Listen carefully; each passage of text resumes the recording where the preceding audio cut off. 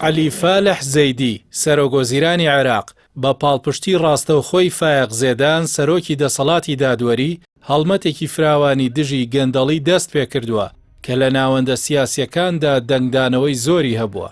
بە گوێرەی راپۆرتە نێودەوڵەتیەکان ئەم جوڵەی زەیدی هاوشێوەی دەستپێکی کارنامەی سەرۆکوەزیرانەکانی پێشووی عێراقە. بەڵام پرسیارە جەوهەریەکە لێرەدا ئەوەیە ئایا زەیدی دەتوانێت ئەو کەسانە بکاتە ئامانج کە خۆیان ڕێگەی گەیشتنیان بۆ کورسی دەسەڵات بۆ خۆش کرد؟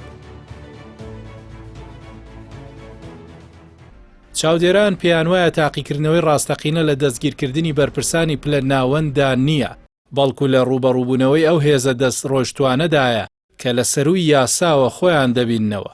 لە ڕوانگەی شیکەرەوانی سیاسیەوە ئەم هەڵمەتانە لە عێراقدا زۆر جار دوو ئامانجی سەرەکی دەپێکن.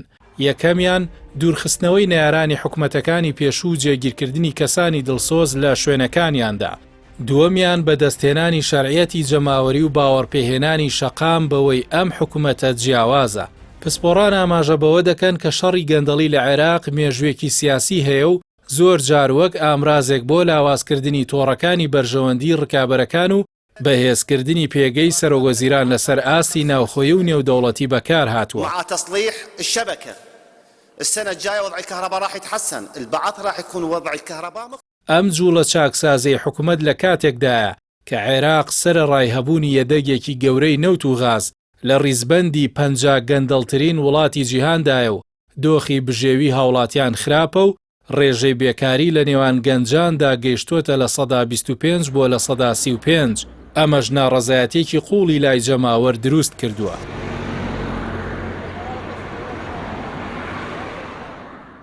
هاوکات فشارە نێودەوڵەتیەکانی ئەمریکا لەسەر گروپە چەکدارەکان زیادیان کردووە. بۆیە سەرکەوتنی ئەم هەڵمەتە بەستراوەتەوە بەوەی تا چەند حکومەت دەتوانێت ئەو لایەنە دەست ڕۆیشتوانە سزا بدات کە دەستی گەورەیان لە دزینی سامانی گشتیدا هەیە.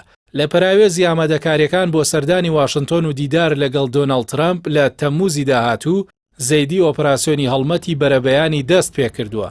زانیاریەکان باس لەوە دەکەن کە سەرۆکوەزیران لە کۆبوونەوەیەکی یەکلاکەرەوەدا هۆشداری داوەتە سەرکردە سیاسیەکان بە گەڕاندنەوەی پارە دزراوەکانیان دەستگیرکردن. ئەم هەنگاوە لەلایەن واشنتۆنەوە وەک تاقیکردنەوەیەکی کردەیی بۆ سەلماندنی جدیەتی حکومەت لە جێبەجێکردنی یاسا و گەڕاندنەوەی متمانەی کۆمەڵگەی نێودەوڵەتی سیر دەکرێت، بە تایبەت کە گەندەڵی هەمیشە بربەستی سەرەکی پەیوەندیەکانی نێوان بەغدا و واشنتۆن بووە.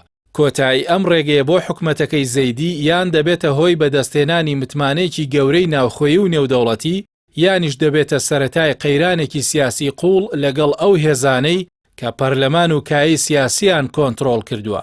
ئەگەر هەڵمەتەکە تەنیا بە دەستگیرکردن بمێنێتەوە و نەگاتە خۆناغی سزادانی بنەڕەتی و گەڕاندنەوەی سامانە گشتیەکان و گرتنی نەهەنگە گەورەکان، ئەوە گومانە پێشوەکان سەبارەت بە توانای دەوڵەت لە ڕوبەڕووبوونەوەی مافیای گەندەڵی سەر هەڵدەدەنەوە. ئەگەرچی هەڵمەتەکە لەم ئاستەی ئێستاشیدا بەهای خۆی هەیە و دەبێتە هۆشداریەکیش بۆ کۆی بەرپرسان و فەرمانبەرانی دەوڵەت.